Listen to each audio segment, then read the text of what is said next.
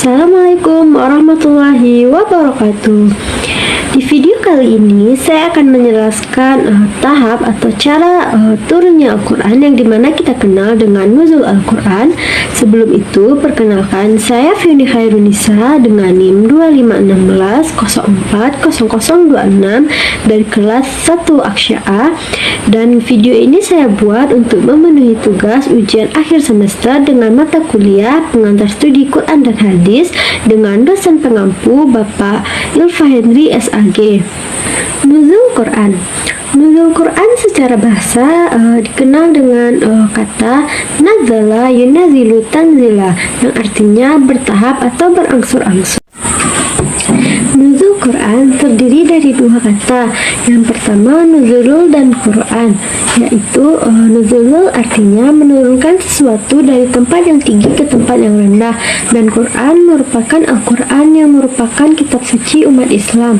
Jadi nuzul Quran adalah peristiwa penting dalam sejarah Islam yang dimana pada saat itu wahyu pertama Al-Quran yang diturunkan kepada Nabi Muhammad SAW oleh perantara malaikat Jibril pada malam Jumat 17 Ramadan di Gua Hira di tahun ke-41 dari kelahiran Nabi Muhammad SAW, dan surat cara dan fase turunnya Al-Quran yang dimana dari Lauhul Mahfuz atau langit ketujuh, yang dimana dijelaskan surat Al-Qadar ayat 1 yang dimana turun secara sekaligus 30 juz ke Baitul Izzah.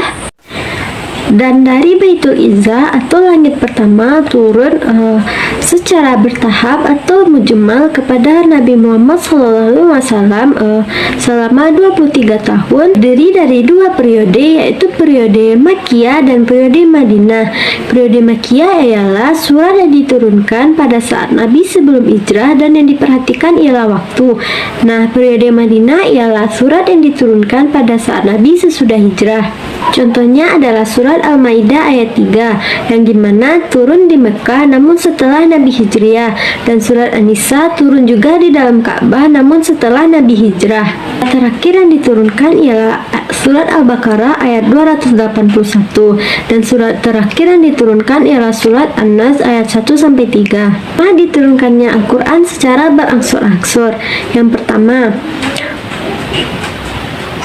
menguatkan hati Nabi, yaitu menguatkan dalam menghadapi rintangan. Kedua, yaitu menguatkan hati dan memperkuat tekad Nabi Muhammad SAW dalam menerima kalam Allah dan melaksanakan tugasnya. Ketiga, memudahkan umat Nabi Muhammad SAW menghafal Al-Quran. Yang keempat, meneguhkan hati orang-orang yang beriman dalam meringankan beban.